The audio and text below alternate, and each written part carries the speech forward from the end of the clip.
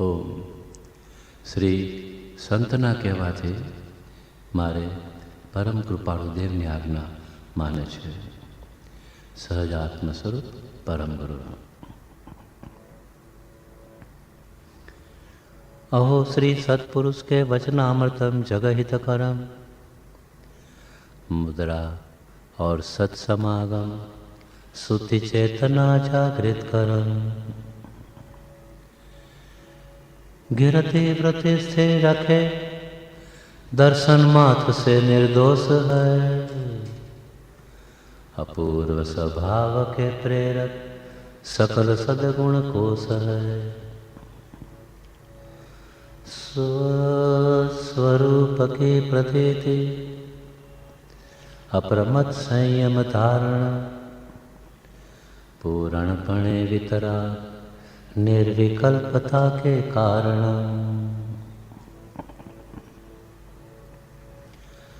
अंते अयोगी स्वभाव जो ताके प्रकट करता रहे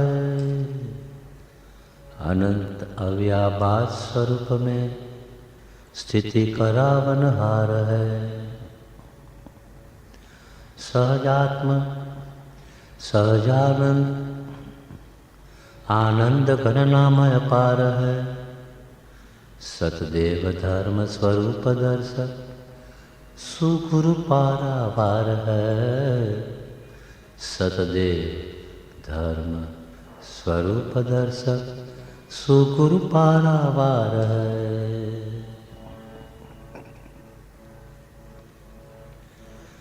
गुरु भक्ति से लहो गुरु भक्ति से लहो तीर्थ पतिपत शास्त्र में विस्तार है. त्रिकाल जयवंत वर्तो श्री गुरुराज ने नमस्कार है. त्रिकाल जयवंत वर्तो श्री लघुराज ने नमस्कार है. एम प्रणमी श्री गुरुराज के पद आप पर हित कारण. जयवंत श्री जिन राजवाणी करूँ तास उच्चारण. भवभीत भवि कचे भणे भावे सुने समझे श्रद्धे. श्री रत्नत्रय ने एकता लय सही सो निष्पद लहे. श्री रत्नत्रय ने एकता लही सही सो परम पद लहे. अनंत अनंत भाव भेद थी भरेली भली. अनंत अनंत नय निक्षेपे व्याख्यानी छे. सकल जगत हित कारिणी हारिणी मो तारिणी भवाब्दी मोक्ष चारिणी प्रमाणी छे. उपमा आप्यानी छे ने तमारा कवित्य व्रत आपवाथी निजमती मपाई में मानी छे.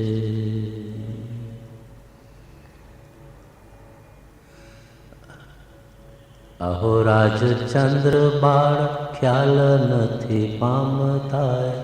जीने स्वर ताणी वाणी जाणी तेणे जाणी छे. गुरुराज ताणी वाणी जाणी तेणे जाणी छे. हे प्रभु शू कहूँ दीनानाथ दया. हूँ तो दोषयनंतनो भाजन छूं करुणा.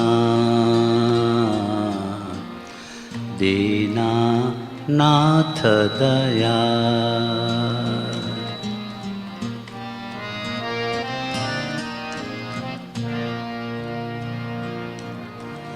शुद्ध भाव मुझમાં નથી સર્વ તો જરૂર.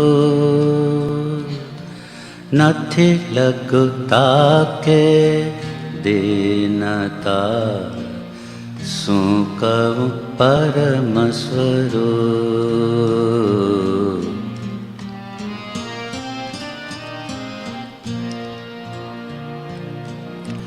નથી આજ્ઞા ગુરુદેવની, અચળ કરે પુરમાય. આપતણો વિશ્વાસ દ્રઢ ને પરમાદર નાય. જોગણ નથી સત્સંગના,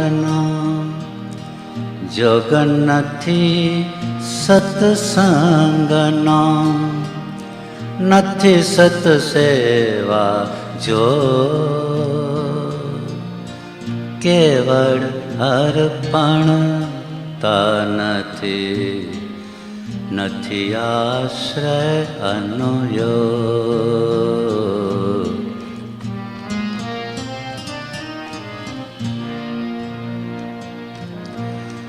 હું પામર શું કરી શકું, એવો નથી વિવેક. ચરણ શરણ ધીરજ નથી, મરણ સુધીની છે. અચિંત્ય તુજ મહાત્મનો, નથી પ્રફુલ્લિત ભાવ. અંશન એકે સ્નેહનો, ન મળે પરમ પ્રભા. અચળ રૂપ આસક્તિ નહીં, નહીં વિરહનો તાર. કથા અલભ્ય તુજ પ્રેમની, નહીં તેનો પરિતાર. ભક્તિ માર્ગ પ્રવેશ નહીં, નહીં ભજન દ્રઢ ભાન. સમજ નહીં નિજ ધર્મની, નહીં શુભ દેશે સ્થાન. કાળ દોષ કડીથી થયો, નહીં મર્યાદા ધર. તોય નહીં વ્યાકુળતા, જુઓ પ્રભુ મુજ કર. સેવાને પ્રતિકૂળ જે, તે બંધન નથી ત્યાં. દેહેન્દ્રિય માને નહીં, કરે બાય પરરા.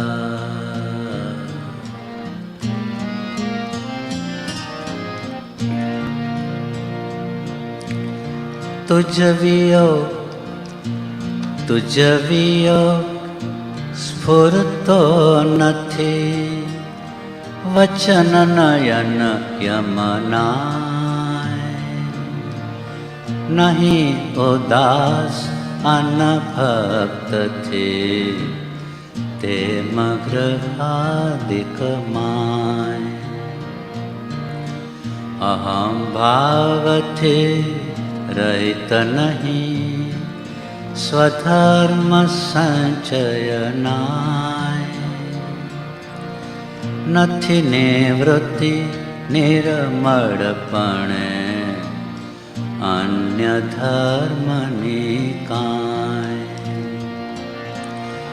એમ અનંત પ્રકારથી, એમ અનંત પ્રકારથી, સાધન રહિત હું.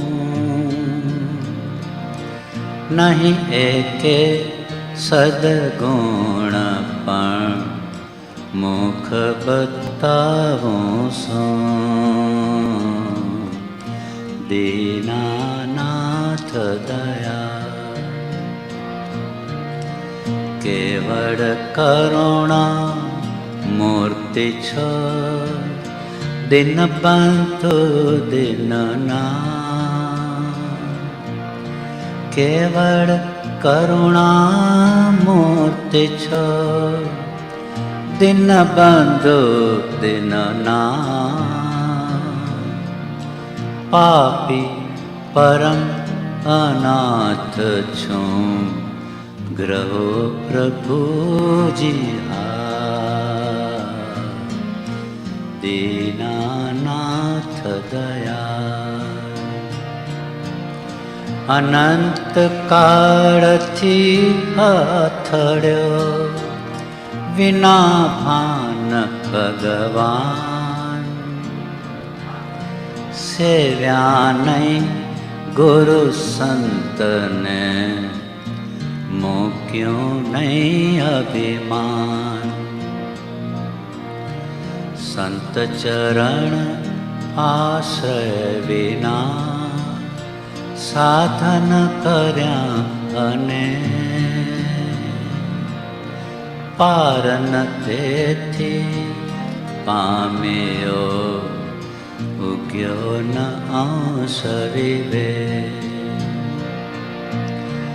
સૌ સાધન બંધન થયા, રહ્યો ન કોઈ ઉપાય,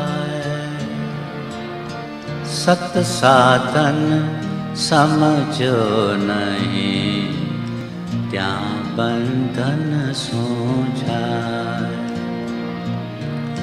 પ્રભુ પ્રભુ લય લાગી નહીં, પ્રભુ પ્રભુ પ્રભુ લય લાગે નહીં, પડ્યો ન સદગુરુ પાય, પ્રભુ પ્રભુ પ્રભુ પ્રભુ પ્રભુ પ્રભુ લય લાગે નહીં, પડ્યો ન સદગુરુ પાય, દીઠા નહીં નિજ દોષ તો તરીએ કોણ ઉપાય, દીનાનાથ દયા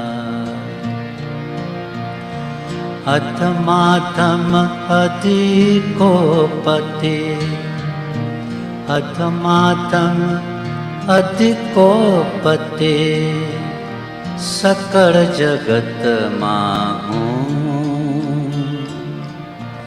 એ નિશ્ચય આવ્યા વિના સાધન કરશે શું, દીનાનાથ દયા પડી પડી તુજ પદ પંકજે, ફરી ફરી માગું હે સદગુરુ સંત સ્વરૂપ તુજ, એ દ્રઢતા કરી દે,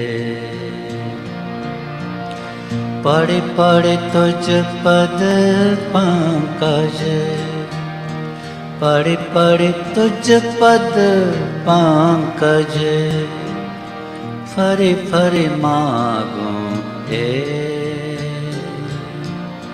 સદગુરુ સંત સ્વરૂપ તુજ, હે દ્રઢતા કરી દે, દીનાનાથ દયા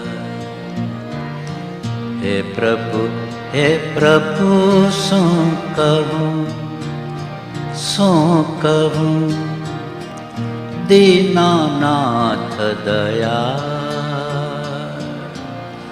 હે પ્રભુ શું કહું, દીનાનાથ દયા હું તો દોષ અનંતનો भाजन छो करुणा दीनानाथ दया दीनानाथ दया। यम नियम संयम आपकियो पुण्य त्याग विराग अथाग लयो वनवास लियो मुख मौन रयो दृढ़ आसन पद्म लगाय दियो मन पौन निरोध स्वबोध कियो हठ जोग प्रयोग सुतार भयो जप भेद जपे तप त्यों ही तपे उर से ही उदासीन ही सब पे। सब शास्त्रन के नयतारी मत मंडन खंडन भेद लिए वह साधन बार अनंत कियो तदपि कछु हाथ जो न पर्यो। अब क्यों न विचारत है मन से कछु और रहा उन साधन से बिन सद्गुरु कोय न भेदल है मुख आखल है कह बात कहे करुणा हम पावत है तुम की वह बात रही सुगुरु घम की। पल में प्रगटे मुख आगल से जब सद्गुरु चरण सुप्रेम बसे जब सद्गुरु चरण सुप्रेम बसे। तन से मन से धन से सब से गुरुदेव की आन स्व आत्म बसे। तब कारज से बने अपनो रस अमृत पा वही प्रेम घनो वह सत्य सुधा दर्शावहेंगे चतुरांकुल है द्रग से मिल है रस देव निरंजन को भी वही कही जोग जुगो जुग सो जीवही। पर प्रेम प्रवाह बड़े प्रभु से सब आगम भेद सूर बसे। वह केवल को बीज ज्ञान कहे निज को अनुभव बतलाए दे निज को अनुभव बतलाए दे निज को अनुभव बतलाए दिए। हे भगवान हूँ बहु भूली गयो मैं तमारा अमूल्य वचनों ने लक्ष्यमां लीधा नहीं तमारा कहेला अनुपम तत्वनो मैं विचार कर्यो नहीं तमारा प्रणीत करेला उत्तम शील ने मैं सेव्यो नहीं तमारा कहेला दया शांति क्षमा अने पवित्रता में ओळख्या नहीं। हे भगवान हूँ भूल्यो आथड़्यो रजड़्यो अने अनंत संसारनी विटंबनामां पड्यो छुं। हूँ पापी छूँ हूँ बहु ज मदनमत अने कर्मरष्टि करीने मलिन छूं। हे परमात्मा तमारा कहेला तत्व विना मारो मोक्ष नहीं હું નિરંતર પ્રપંચમાં પડ્યો છું, અજ્ઞાનથી અંધ થયો છું. મારામાં વિવેક શક્તિ નથી અને હું મૂઢ છું, નિરાશ્રિત છું, અનાથ છું. નિરાગી પરમાત્મા, હું હવે તમારું, તમારા ધર્મનું અને તમારા મુનિનું શરણ ગ્રહું છું. મારા અપરાધ ક્ષય થઈ હું તે સર્વ પાપથી મુક્ત થાઉં, એ જ મારી અભિલાષા છે. આગળ કરેલા પાપોનો હું હવે પશ્ચાતાપ કરું છું. જેમ જેમ હું સૂક્ષ્મ વિચારથી ઊંડો ઉતરું છું, તેમ તેમ તમારા તત્વના ચમત્કારો મારા સ્વરૂપનો પ્રકાશ કરે છે.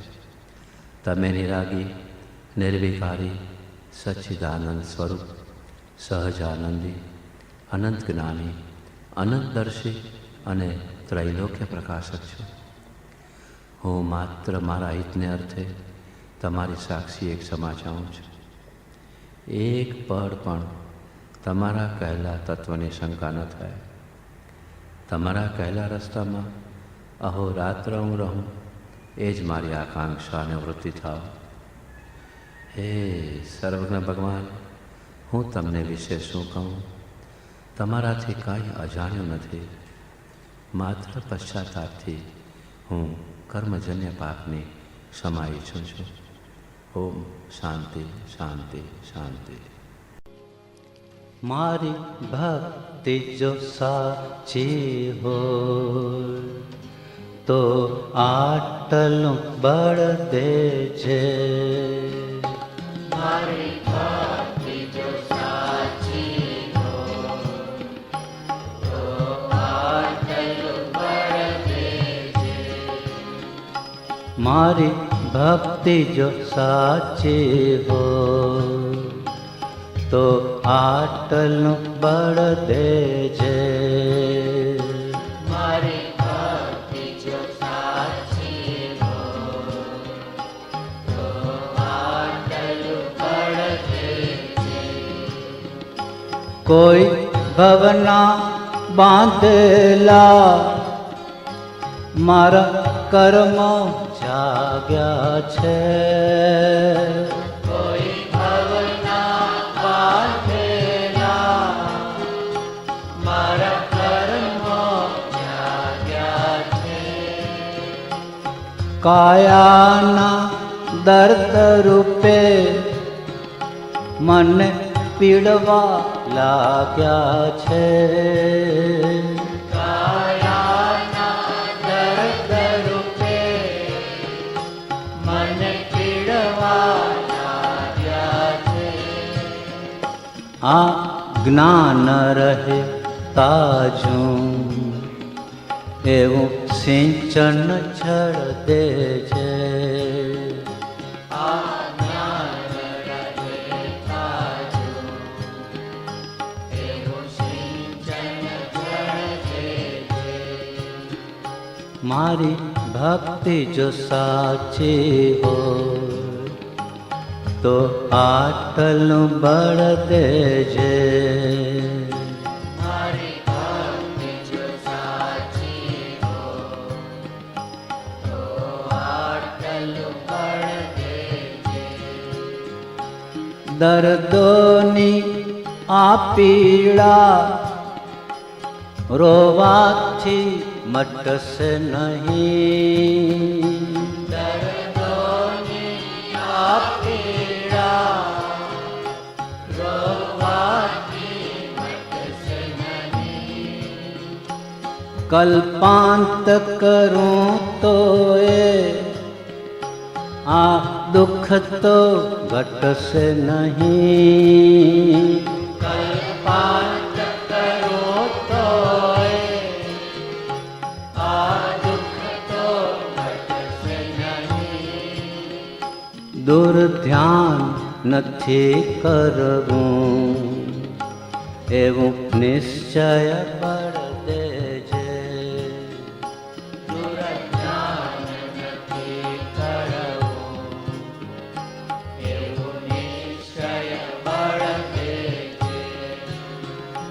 મારી ભક્તિ જો સાચી હોય તો આટલું બળ દેજે.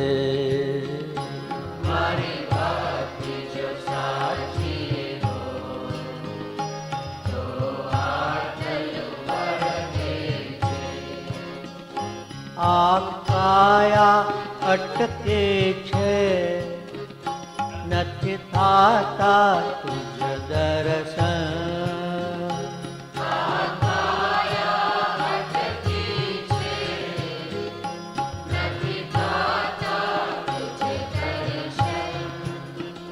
ના જય શકું સુણવાને ગુરુની વાણી પાવન.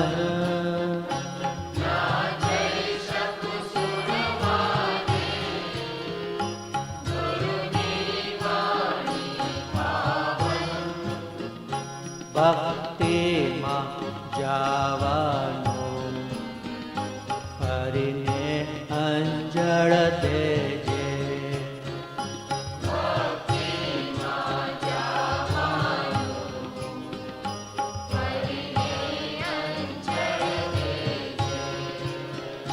મારી ભક્તિ જો સાચી હો તો આટલું બળ દેજે.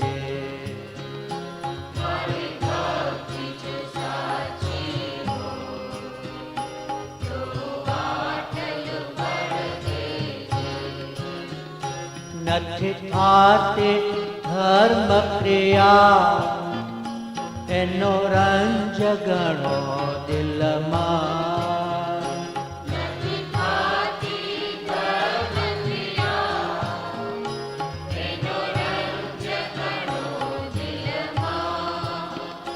દિલડું તો દોડે છે પણ શક્તિ નથી તનમાં.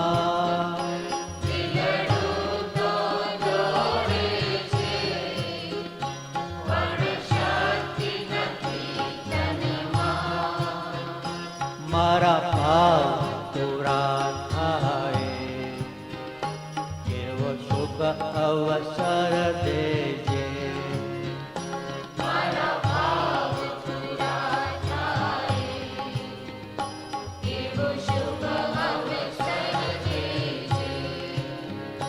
મારી ભક્તિ જો સાચી હો તો આટલું બળ દેજે.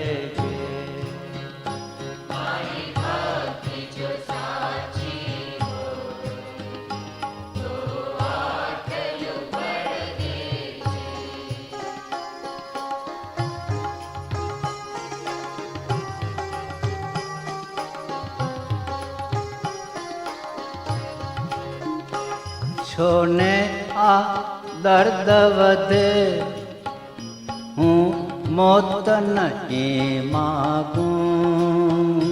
છોને આ દર્દ વધે હું મોત નહીં માગું. વળી છેલ્લા શ્વાસ સુધી હું ધર્મ નહીં ત્યાગું. વળી છેલ્લા શ્વાસ સુધી હું ધર્મ નહીં ત્યાગું. રહે ભાવ સમાધિનો એવી અંતિમ પળ દેજે. રહે ભાવ સમાધિનો એવી અંતિમ પળ દેજે. રહે ભાવ સજાત્મ સ્વરૂપ એવી અંતિમ પળ દેજે.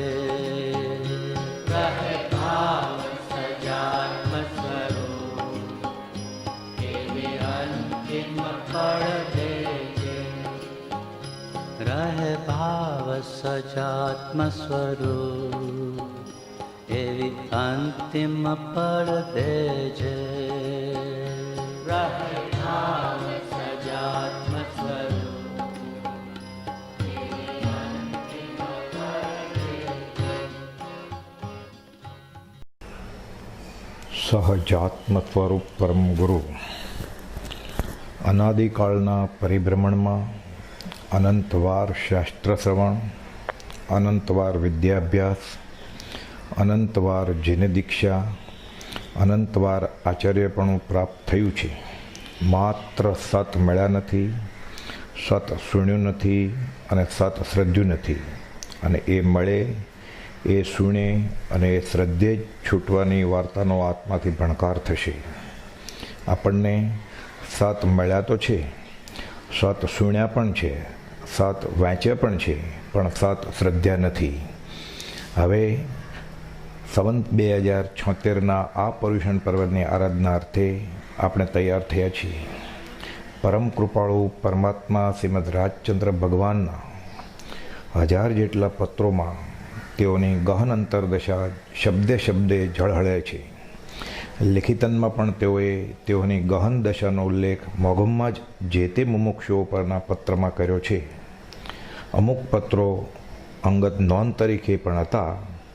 આપણને સર્વ મળીને મહત પુણ્ય યોગે આ 1000 પત્રો મળ્યા છે. એ લિખિતનમાં એ કોણ છે તે તેઓના જ વચનોને આધારે સાબિતી સાથે આપણે સમજવા પ્રયત્ન કરીએ અને આ મનુષ્ય ભાવ સાર્થક કરીએ. સહજાત્મ સ્વરૂપ પરમ ગુરુ. સહજાત્મ સ્વરૂપ પરમ ગુરુ. દેહ છતાય વિદેહ દશા તુજ સમજી આવે શાન અહો સર્વજ્ઞ દશા વિતરાગી તુજ મુજ શક્તિ સમાન જય દેવજીનેન્દ્ર મહાન અહો દેવજીનેન્દ્ર મહાન તુજ સંમતિમાં મતિ હો મારી ગળે દેહ અભિમાન હૈયાનો ઉજ્જડ હું તેમાં વસજો રાજ પ્રધાન જય દેવજીનેન્દ્ર મહાન અહો દેવજીનેન્દ્ર મહાન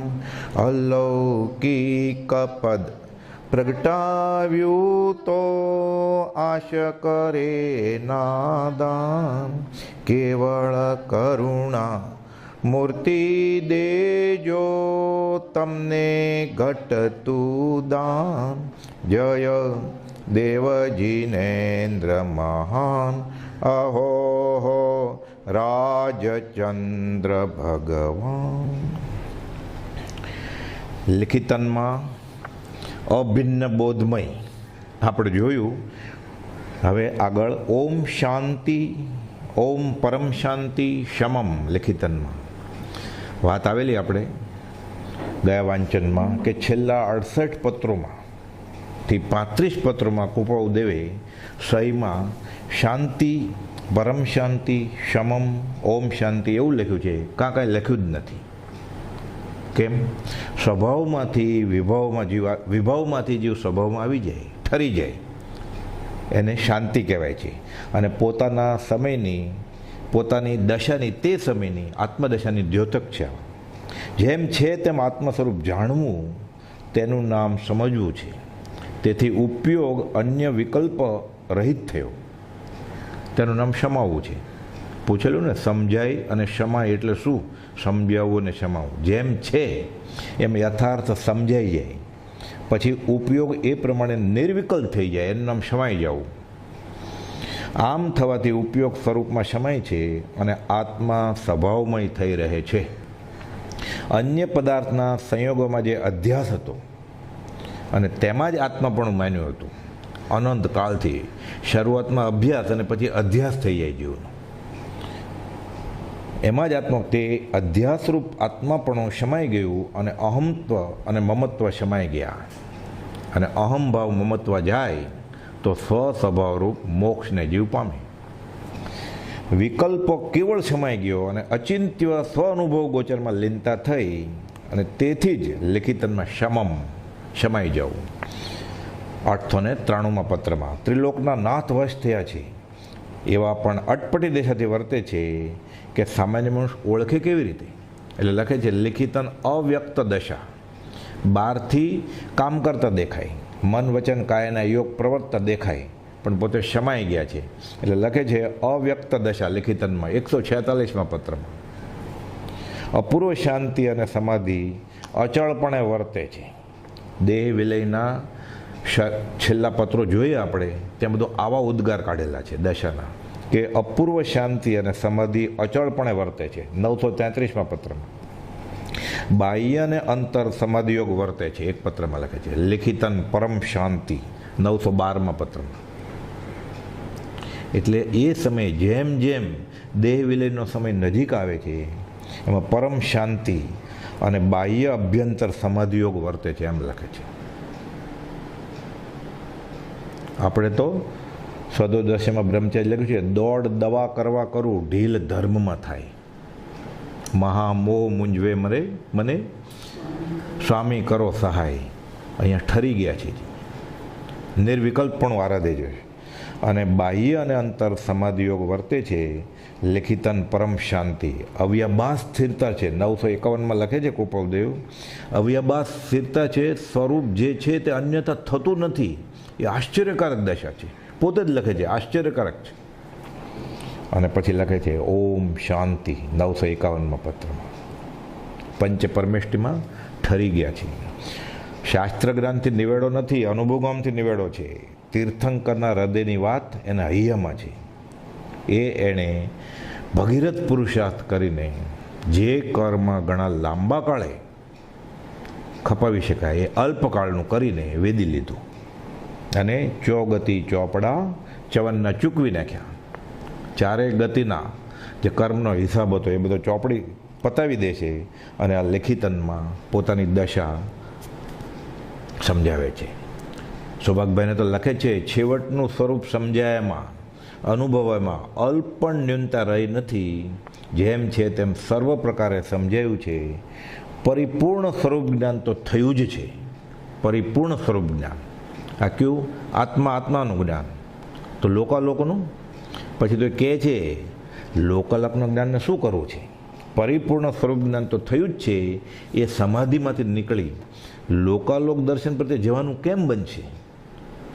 187માં પત્રમાં સમજીને શમાય જ ગયા છે અને લોકાલોકોના જ્ઞાનમાં રસ હોય, આત્મા ઠરી ગયો છે. તો પછી કહે છે આવો વિકલ્પ પણ કેમ જશે? એ મને નહીં, આ લખનારને આવ્યો છે. પોતે તો ઠરી જ ગયા છે. હવે લિખિતનમાં કૃપાલદેવે આ બધું લખ્યું છે તો આપણને અહેસાસ કેમ નથી થતો? આટલા વર્ષોથી આપણે વાંચીએ છીએ, વિચારીએ છીએ, ભક્તિ સત્સંગ કરીએ છીએ, સાંભળીએ છીએ, તો કૃપાલદેવની આ દશા પત્રે નીતરી રહી છે. 1000 દશા, 1000 પત્રોમાં આપણને અહેસાસ કેમ નથી આવતો? એ તો લખે છે ને કે ભગવાન મહાવીરના શિષ્ય હતા. 63 શલાકા પુરુષમાં વાત છે ભગવાન મહાવીરના સંગાળાની, કે શ્રી વીર પ્રભુને 14,000 મુનિઓ, 36,000 સાધ્વીઓ, 314 પૂર્વધારી, 1300 અવધિજ્ઞાની, 700 વૈક્રિય લબ્ધિવાળા અને તેટલા જ કેવળી અને તેટલા જ અનુત્તર વિમાને જનારા હતા. સાથે 500 મન પ્રયોગજ્ઞાની હતા, 1400 વાદી હતા અને 1,59,000 શ્રાવકો અને 3,18,000 શ્રાવિકો એટલો પરિવાર હતો ભગવાન મહાવીરના સંગાળામાં. આ 63 શલાકા પુરુષમાં આ પાના નંબર 239માં સર્ગ 4માં લખેલું છે. હવે ભગવાન મહાવીર શું કહે છે? કૃપાલદેવ શું કહે છે? અમે ભગવાન મહાવીર સાથે હતા. આ બધામાંના એક શ્રીમદ રાજચંદ્ર પોતે કહે છે કે લઘુશંકા જેટલો પ્રમાદ કરવાથી આટલા ભાવ કરવા પડ્યા. મોતીલાલ ભાવસારને નડિયાદમાં કહે છે પ્રમાદમાં શું પડ્યા રહ્યો છો? અમને લઘુશંકા જેટલો પ્રમાદ કરવાથી અમારે આટલા ભાવ કરવા પડ્યા. હવે જન્મથી આ ભવે લખે છે, જન્મથી જ અજ્ઞાન યોગીપણું નથી 450માં પત્રમાં. અને જે પુરુષનું દુર્લભપણું ચોથા કાળને હોય, આ પુરુષ ચોથા કાળને વિશે ભગવાન મહાવીર સામે સાથે હતા ત્યારે ચોથો કાળ હતો ને, ત્યારે એ દુર્લભ હોય. જે પુરુષનું દુર્લભપણું ચોથા કાળને વિશે હતું અને પોતે ભગવાન મહાવીર સ્વામી સાથે હતા ત્યારે ચોથા કાળમાં હતા ને, તો ત્યારે એનું દુર્લભપણું હોય તો આ લિસ્ટમાં એ ક્યાં બેસે? આ ભગવાન મહાવીરનો આટલો પરિવાર હતો કે 14 પૂર્વધારી 300, અવધિજ્ઞાની 1300, 700 વૈકરી લબ્ધિવાળા 700 કેવળ જ્ઞાની અને મન પરવિજ્ઞાની 500. અને નાનો એવો પ્રમાદ કરવાથી આટલા ભાવ કરવા પડ્યા. અને ત્યારે પણ એની દશા ચોથા કાળમાં દુર્લભ એવી દશા હતી. તો આ લિસ્ટમાં ક્યાં હશે કુપાવદેવ? આ થોડો ઉપયોગ મૂકીને વિચારીએ શાંત ચિત્તે તો આ લિખિતનમાં એણે શું લખ્યું છે એની વત્તે ઓછે અંશે પ્રતીતિ આવે પછી. એટલે કહે છે કે હવે આ દશાના ધારક અલ્પ પ્રમાદ ન થયો હોત તો ભગવાન મહાવીરનો બોધની ધારા ચાલતી હતી અને પોતાને વૈરાગ્યની પ્રબળ ધારા ચાલતી હતી. લઘુશંકા જેટલો પ્રમાદ થયો એટલે આટલા ભાવ કરવા પડ્યા. એ પ્રમાદ ન થયો તો ભગવાન મહાવીર સાથે જ વયા ગયા હોત. તો કઈ દશા હશે એને કે અહીંયા સુધી તો આવી જ ગયેલું, થોડુંક બાકી રહી ગયું. એટલે લિખિતનમાં જે જગ્યાએ લખ્યું છે કુપાવદેવે એટલે આપણે આ બધી વાત કરીએ ને સમજવાની કોશિશ કરીએ તો આ અતિશયોક્તિ નથી, કદાચ ન્યૂનોક્તિ ન થઈ જાય. કાંઈ કુપાવદેવને સમજવામાં આપણી ભૂલ થતી હોય કે ઉપમા આપ્યામાં ભૂલ થતી હોય તો આશાત્મ ન થઈ જાય એ ધ્યાન રાખવાનું છે. અતિશયોક્તિ તો થતી જ નથી. ઉપમા આપ્યાની તમા રાખવી તે વ્યર્થ, અતિશયોક્તિ તો સંભવે જ નહીં. ક્યાંક ન્યૂનોક્તિ તો નથી થઈ જતી, ક્યાંક ઓછા તો નથી આંકતો એને. કેમ કે એ એમ કે હું પરમાત્મા સ્વરૂપ છું અને હવે હું ક્યાંક આંકવા જાઉં તો ઓછા તો નથી અંકાઈ જતા મારાથી. સમજવા માટે પ્રયત્ન કરીએ સ્વાધ્યાય તરીકે સત્સંગ એ બરાબર, પણ છેલ્લે આ ક્ષિતિજ માલુમ પડશે. જેમ જેમ આપણે નજીક જતા જઈએ એમ દૂર જતી જાય ક્ષિતિજ. દરિયા કિનારે આપણે હોઈએ અને પછી ક્ષિતિજ દેખાય. સૂર્યાસ્ત વખતે વધારે આમ દેખાય, પછી જોઈએ આપણે કે આ સૂરજ ડૂબે છે ક્ષિતિજ આગળ, ચાલો થોડા નજીક જઈને જોઈએ, પછી દૂર જ જતી જાય. આ ક્ષિતિજ છે, પાર પમાય જ નહીં. અને આપણે મીઠાની પૂતળી પાર પામવા જઈએ તો દરિયાનો કે દરિયો કેમાંથી બન્યો? મીઠાની પૂતળી બની કેમાંથી? મીઠામાંથી. મીઠું ક્યાંથી નીકળ્યું? ખારા પાણી દરિયામાંથી. દરિયા માપવા જાય તો ઓગળી જાય. એટલે ઉપમા આપ્યાની તમા રાખવી તે વ્યર્થ. કેમ કે ભવભ્રમણ જો લઘુશંકા જેટલો પ્રમાદ ન થયો તો ત્યારે જ થઈ ગયો. પણ સારું થયું ભગવાન ત્યારે એ પ્રમાદ થયો. કર્મ ઉદય જીનરાજનો ભવિજન સહાયક થાય. નહીં તો ગૃહસ્થ દશામાં પણ આ દશાએ પહોંચી શકાય, પરમાત્મા સ્વરૂપ થઈ શકાય. એ આપણને કોનો દાખલો લે? આપણે શાસ્ત્રમાં તો ઘણા દાખલા છે. ગૃહસ્થ વયસમાં કેવળ જ્ઞાન થાય એવા કુર્માપુત્ર કેવળી, અષાઢ મુનિ, ગુણસાગર, પૃથ્વીચંદ્ર રાજા, કનકવતી, ઘણા દાખલા છે. ઇલાયચી કુમાર, મરુ માતા, ભરત ચક્રવર્તી, બધા ગૃહસ્થવાદમાં જ કેવળી થયા છે. અવસરે લેશું ક્યારેક. પણ આ કાળે આપણને આ બધું ન મળ્યું હોત અને ઉદયને યોગે કર્મને ધક્કે અહીંયા ન આવ્યો હતો. એટલે કર્મ ઉદય જીન રાજનો ભવિજન સહાયક થાય. આપણે તો ફાયદાની વાત છે. 19 વર્ષે જ્યારે 52 અવધાન કરે છે કુપાવદેવ ત્યારે પોતાની એટલે આપણે જોઈએ આ લિખિતનમાં જે લખ્યું છે ને તો આમ કેમ લખ્યું કુપાવદેવે? આ આત્મશ્લાઘા તો નહીં હોય. એટલે સ્વાધ્યાય અર્થે કુપાવદેવની દશા સમજવા માટે કાઢો પત્ર 18મો કાઢો.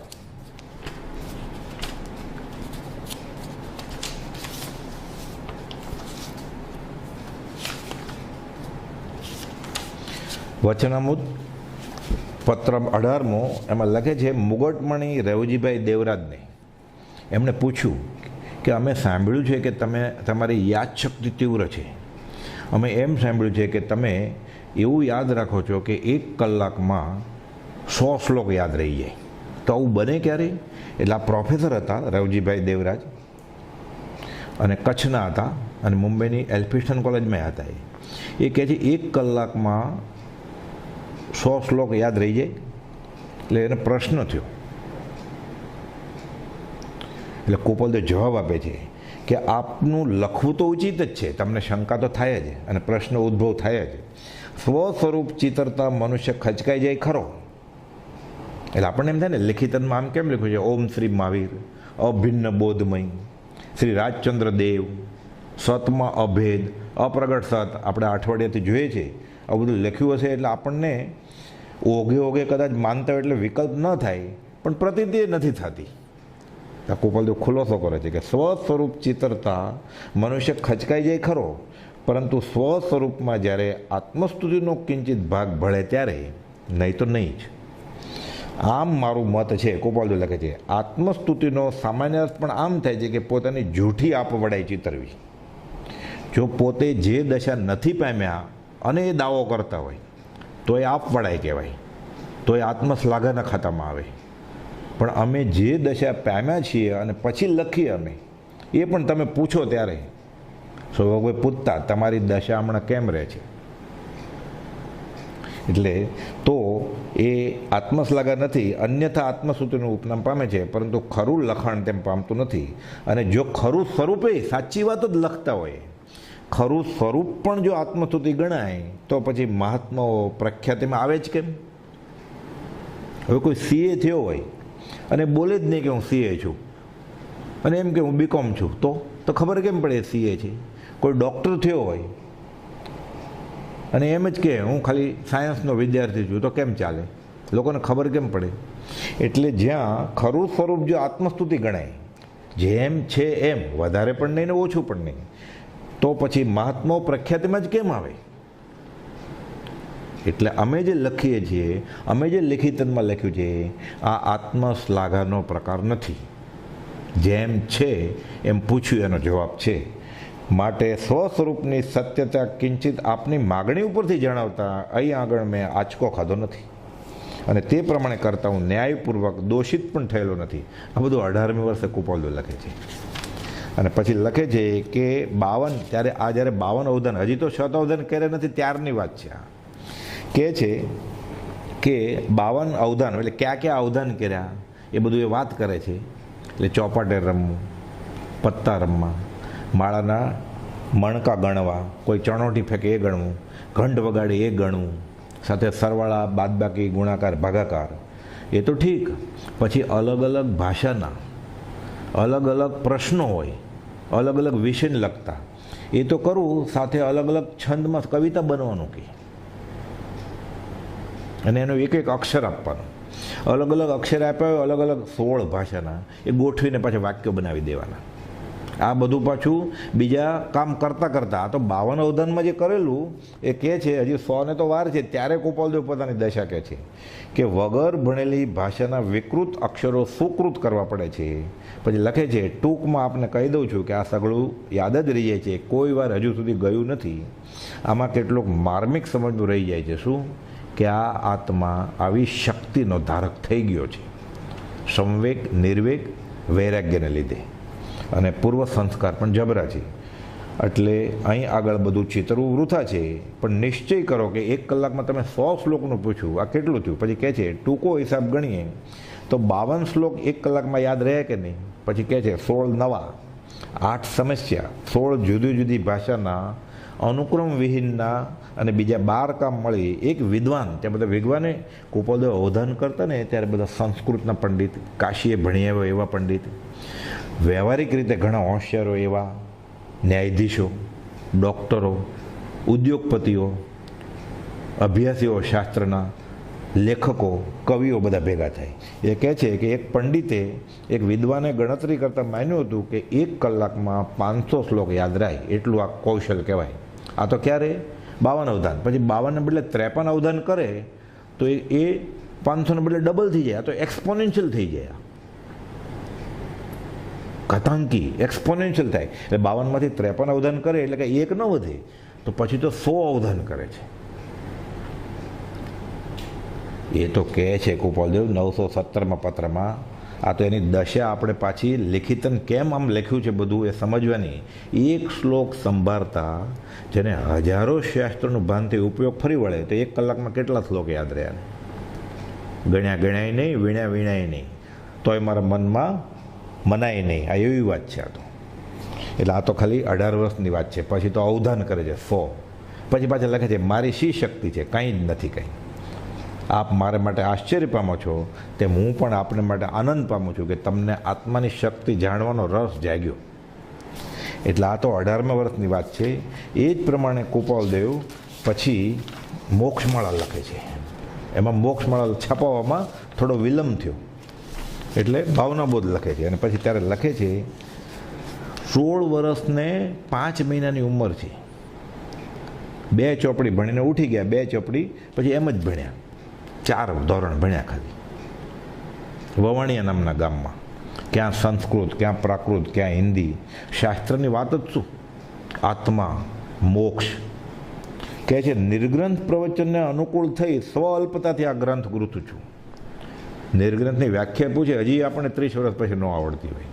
નિર્ગ્રંથ પ્રવચનને અનુકૂળ થઈ સ્વ અલ્પથી આ ગ્રંથ ગૂંથું છું. પછી લખે છે ધુરંધર ગ્રંથનું બધા આગમનો ઉપદેશ બુજ રોપવા માટે આ મોક્ષમાળા કામ આવશે. આગળ લખે છે કે તત્વજ્ઞાન તેમજ સુશીલની પ્રાપ્તિ માટે અને પરિણામે અનંત સુખ તરંગ પ્રાપ્ત કરવા માટે આનો હેતુ છે. શું અનંત સુખ? ભૂખ લાગી હોય ને ખાવાનું મળે, કપડાં લત્તા મળે, વ્યવહાર મળે એટલે સુખ, બીજું શું? આ કહે છે કે અનંત સુખ તરંગ પ્રાપ્ત કરવા માટે. આ તો બધું ઉપોદ્ઘાતમાં લખે છે મોક્ષમાળાના. પછી કહે છે કે સ્વ અલ્પતાથી શ્રવણ ભગવંત જ્ઞાતપુત્રે ભગવાન મહાવીરે જે પ્રકાશ્યું છે, તીર્થંકર ભગવાને, એ તત્વ સંચય કરી તેમાં નાના નાના પાઠ મૂકીને હું વિભૂષિત કરું છું ગ્રંથને. આ નાના ગ્રંથને, લઘુ ગ્રંથને નાનો. પછી તો કહેલું કે બધા જૈનના આગમ વંચાઈ જાય, પછી જો મોક્ષમાળા વાંચશો તો વધારે સમજાશે. કે આ લિખિતનમાં ભગવાન સિવાય બીજું લખાય શું? એટલે લખતા જ નથી. એ તો લખે છે લિખિતન કરતા પુરુષ, આપણે વાત આવેલી ને પહેલે દિવસે. એટલે પછી લખે છે આગળ મુખ મુદ્રા અને શિક્ષણ પદ્ધતિમાં આ સ્યાદવાદ તત્વબોધ વૃક્ષનું બીજ છે. અનેકાંતવાદ, સ્યાદવાદ બધો હાંસલ કરી લીધો છે એને, પરિપૂર્ણ પ્રતીતિ થઈ ગઈ છે. અને પછી કહે છે કે આ ગ્રંથ તત્વ પામવાની વાચકને જિજ્ઞાસા ઉત્પન્ન કરશે. આપણે આ બધું વાંચ્યા પછી હજી તત્વની જિજ્ઞાસા નથી જાગતી 30, 40, 50 વર્ષ પછી, તો એ એના ઉપોદ્ઘાતમાં લખે છે 16મે વર્ષે કે વાચકને આ નિર્ગ્રંથ પ્રવચનના તત્વ સમજવાની જિજ્ઞાસા ઉત્પન્ન કરશે. કે અને પછી તો એ તો લખે છે કે જૈન તત્વ વિતરાગની વાણીમાં રૂઢી શ્રદ્ધા કરશે. અને બહુ ઊંડા ઉતરશો તો લખે છે આ મોક્ષમાળા મોક્ષના કારણરૂપ થઈ પડશે. 16મે વર્ષે આપણને મોક્ષ ને આત્મા ને કંઈ હજી લક્ષ નથી થતો, તો 16મે વર્ષે શું હોય એ બીજાનું ભલું. કહે છે આમાં ઊંડા ઉતરશો, મેં આ એવું બધું લખ્યું છે આમાં કે બહુ ઊંડા ઉતરશો તો આ મોક્ષના કારણરૂપ થઈ પડશે. કે તત્વજ્ઞાન અને શીલ બોધવાનો જે ઉદ્દેશ છે. પછી કારણ લખે છે કે આ શા માટે લખી, તો કહે છે બાળ યુવાનો, ઉછરતી પેઢીના બાળ યુવાનો અવિવેકી શિક્ષા પામી, વિદ્યા પામીને આત્મસિદ્ધિથી ભ્રષ્ટ ન થાય. આત્મસિદ્ધિ ધર્મની કરણી આપણે કરીએ છીએ સામાન્ય રીતે વ્યવહારિક લાભ માટે, દુઃખ દૂર થાય અને પુણ્યનો જ લક્ષ્ય હોય છે આપણું. આ કહે છે આત્મસિદ્ધિથી ભ્રષ્ટ ન થાય, ઉછરતી પેઢી, એટલે હું આ મોક્ષમાળા લખું છું. આવા વિચારે હજી આપણને ઉગે ધર્મ કરણી કરતા. બોલતા હોય આપણે છૂટી જવું છે, છૂટી જવું છે, થાક્યો હોય, ડિપ્રેશન, હતાશામાં હોય, એટલે જાણે હવે કાંઈ જીવનમાં રસ નથી એવું થાય. બધું વ્યવહાર બરોબર હોય અને પછી જીવનમાં 5 ઇન્દ્રિયના વિષયમાં રસ નથી, એવો કોઈ વિતરાગી પુરુષ મળે તો આ એવા પુરુષ હતા. એટલે કહે છે કે મારે તો આ જ ભાવ છે અને પારમાર્થિક હેતુ પાર પડે એ મારી કામના છે. આગળ લખે છે પછી કે તમે જે પુસ્તક ભણો છો એ બધું વ્યવહારનું જ્ઞાન, એ તો અજ્ઞાન, હજી કામે નથી ચડે પોતે, તો એ લખે છે વ્યવહાર ખાલી ઉદરપ્રયોગ જ કરવો છે એને, ખાલી પૂર્વ પ્રયોગ આદિ કારણના યોગથી જ બધું છે. ભૌગોલિક કર્મ પતાવવા માટે કે તમે બધું શીખો છો, આ તો વ્યવહારનું છે, આ તો આત્માનું છે. પછી લખે છે એક પ્રકારે આશીર્વાદ આપે છે 16 વર્ષે કે તમારા આત્માનું આથી હિત થાય, તમને જ્ઞાન, શાંતિ ને આનંદ મળે, તમે ક્ષમાવાન, વિવેક અને બુદ્ધિ છે. આત્માનું હિત કેવી રીતે થાય? એ 16મે વર્ષે સામેવાળાનું આત્માનું હિત કેવી રીતે થાય એ કહે છે કે અરહત ભગવાન કરે હું પાઠ આ યાચના કરીને પાઠ પૂર્ણ કરું છું. આ લિખિતન, એના ભાવ આ લિખિતનમાં એટલે લખાય છે બધું. કર્મના ચમત્કારનો પાઠ વાંચીએ તો પૂર્ણ પ્રતીતિ કે આ જગતમાં આવી વિચિત્રતા કેમ છે એના ઉપર એ લખે છે. એટલે બેફાટ આપણને ખબર પડે કે એને પૂર્વભવ આંખ સામે અનુભવાય છે. 708માં પત્રમાં લખે છે ગોપાલદેવ કે જૈન પ્રસંગમાં અમારો વધારે નિવાસ થયો છે એટલે તેનું સ્વરૂપ વિશેષ કરીને ઊંડાણમાં અમને સમજાણું છે, પણ બીજા દર્શન ખોટા છે કે નહીં એની સર્વાંગે તુલના કરી છે, ત્રાજવે તોળ્યા છે. પછી લખ્યું છે મારા વતી વીરને નિશંક સમજજો. અને પછી લખે છે કે આ કાળે તો જૈન માર્ગમાં ઘણા વર્ષ થયા કોઈ એવો પુરુષ યોગબળવાળો બન્યો હોય એવું દેખાતું નથી. જૈન માર્ગમાં પ્રજા પણ ઘણી થોડી છે અને સેંકડો ભેદ પ્રવર્તે છે. એટલે મૂળ માર્ગની સન્મુખની વાત કાને પડતી નથી. અને ઉપદેશકો જે ગણાય છે જૈન માર્ગના, વ્યવહારે તો ધુરંધર આચાર્યો ગચ્છાધિપતિ હોય, પણ સ્થિતિ આ દુઃખદાયક છે. અને એમ થાય છે કે સાચો મહાવીરનો માર્ગ પ્રચાર પામે તો કરવું અને લોકોને મૂળ માર્ગ પર દોડવા. પછી આગળ શું લખે છે કે બીજાનું પ્રયત્ન કામ આવે એવું નથી. એટલે આ કફોડી હાલતમાં જે જૈન દર્શન છે એને સુધારવાનું કામ અમારે સિવાય કોઈ કરી શકે એમ નથી.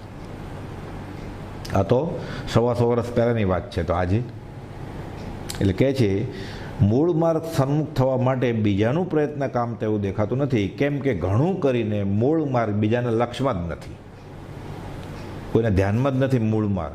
અને આ ભગવાન મહાવીર સાથે રહીને મૂળ માર્ગ લઈને આવ્યા છે. તો અત્યારે જે ચાલે છે એ બધો કૂળ માર્ગ છે. લખ્યું ને મૂળ માર્ગ સાંભળો જીનનો રે. તો અમારે આગળ શાસ્ત્રમાં ચોપડા નથી, પુસ્તકો નથી, ભંડાર નથી ભર્યા. તો કે તમે જે અત્યારે કરો છો એ વાંચીને એ બધો કૂળ માર્ગ છે. મૂળ માર્ગ સાંભળો જીનનો રે.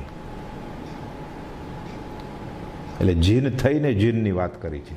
એટલે કહે છે હેતુ દ્રષ્ટાંતે ઉપદેશોમાં પરમશ્રુત આદિ ગુણો જોઈએ, એ બધા ગુણો અત્ર છે એવું દ્રઢ કરીને ભાષે છે. પરમશ્રુત ગુણ છે તો જ લખાય ને 27 પત્રમાં અશુભ પ્રજ્ઞ. પછી લખે છે નાની વયે અમને માર્ગનો ઉદ્ધાર કરવાની જિજ્ઞાસા વર્તી હતી 18મે વર્ષે ને 20મે વર્ષે, પણ પછી જ્ઞાન દશા વધતી ગઈ અને ક્રમે કરીને ઉદયે એ દશા ઉપશમ થઈ ગઈ કે હવે ઠરી જવું છે. તો પણ હજી જો એવા સંજોગો મળે તો અન્યનું પણ ભલું કરવું જ છે. સમય માત્રના અનવકાશે સમસ્ત લોક સ્વરૂપસ્થ હોય ભાવના છે. એટલે લિખિતનમાં શા માટે આવું બધું લખ્યું છે આપણે અઠવાડિયાથી જોઈએ છે, એની આ સાબિતી અલગ અલગ પત્રોને આધારે છે કે હવે માત્ર મને અનુકંપા અને જ્ઞાન પ્રભાવ વર્તે છે એટલે ક્યારેક ક્યારેક હજી બીજાનું ભલું કરવાની વૃત્તિ ઉઠે છે. અને હજારો માણસો સન્માર્ગને આરાધી સદગતિને પામે એમ અમારાથી થવું સંભવે છે. કેમ તો કે અત્યારે અમારા સંઘમાં એવો ત્યાગને વૈરાગ છે કે અમારા સંઘમાં ત્યાગ કરવાને સામેવાળા જીવને વૃત્તિ થાય એવો અંગમાં ત્યાગ છે. અને વળી પાછું અમને આવી ઈચ્છા થાય છે કે ધર્મ સ્થાપવાનું માન બહુ મોટું છે, અમે જાણીએ છીએ. પણ એ તો અવધાનમાં જ એક શ્લોક બનાવે છે કોઈ પૂછ્યું એટલે કે નથી રાગ કે દ્વેષ કે માન કાંઈ, વધુ શું વખાણે હવે રાય અહીં.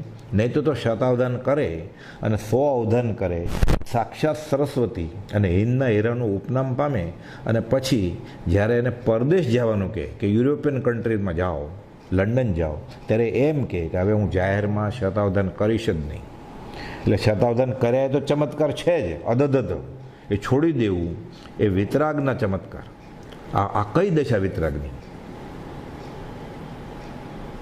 એટલે કહે છે 709માં પાછા કહે છે હે નાથ આકાશી, એટલે એટલી ઈચ્છા છે સવિજીવ કરું શાસન રસી. હે નાથ કાં ધર્મનોતી કરવારૂપ ઈચ્છા સહજપણે સમાવેશ પામે અને કાં તેમ થાવ. દેશકાળ બહુ વિપરીત છે. મૂળ માર્ગથી લોકો લાખો ગાવ દૂર વયા ગયા છે. મૂળ માર્ગ કોઈને લક્ષ્યમાં નથી.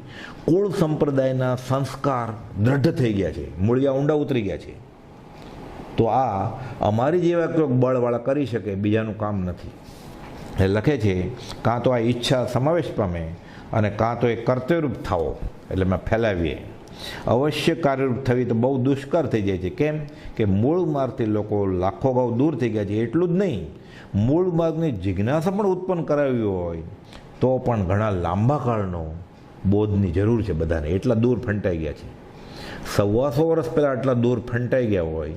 અને કૃપાલદેવે લખ્યું છે મોક્ષ મળાને કે આંગળીના વેઢે ગણાય એટલા શ્રાવક નથી. અત્યારે કઈ દશા હશે? તો આપણે એમ દાવો કરીએ કે મનમાં વિચારીએ કે અમે જૈન ધર્મનું આચરણ કરી રહ્યા છીએ, તો ખરેખર એ જૈન ધર્મનું છે? આ મૂળ માર્ગ છે કે કુળ માર્ગ છે? આ કુળ ધર્મે માનેલો માર્ગ છે? કયો માર્ગ છે? ગોપાલદેવ કહે છે કે મૂળ માર્ગથી લાખો ગાંવ દૂર છે લોકો.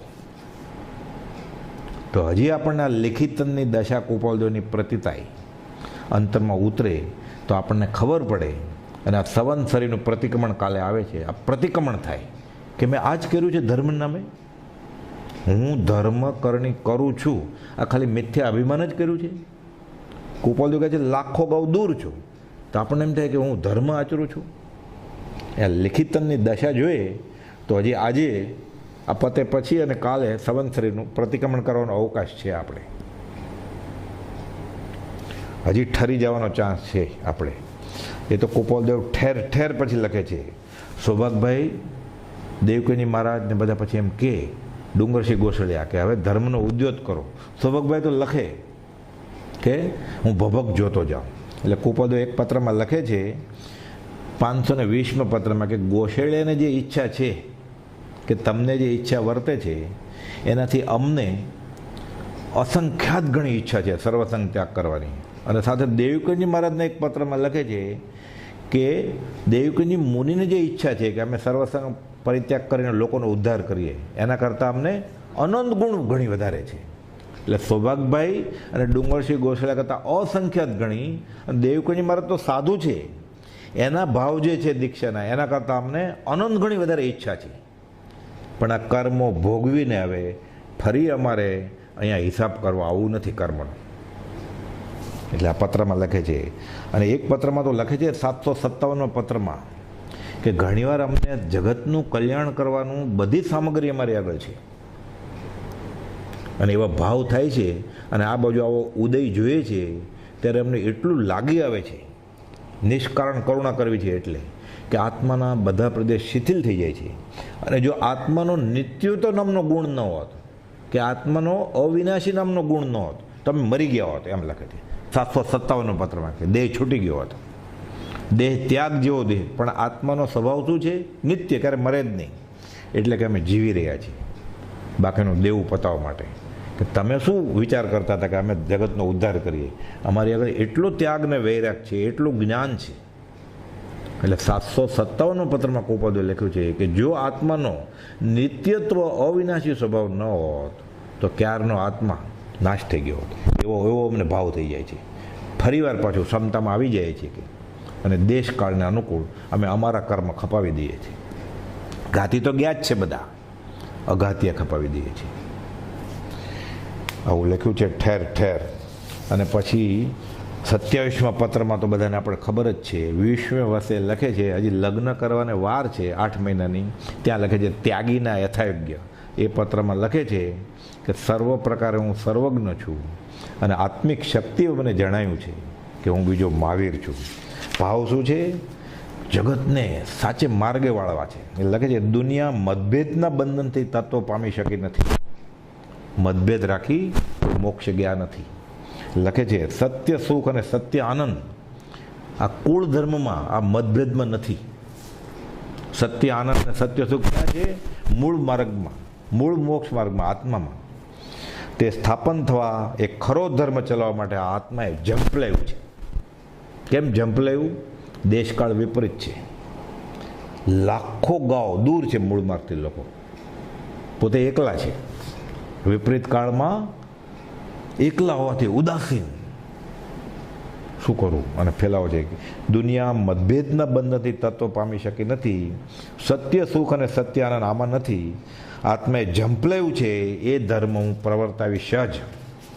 કાળજામાં કોટ ભર્યા છે એને કે હવે અત્રે એ ધર્મના શિષ્યોએ કર્યા છે કે એક દિવસમાં 700 મહાનીતિ આર્ય સંસ્કૃતિનું બંધારણ મનુસ્મૃતિમાં છે.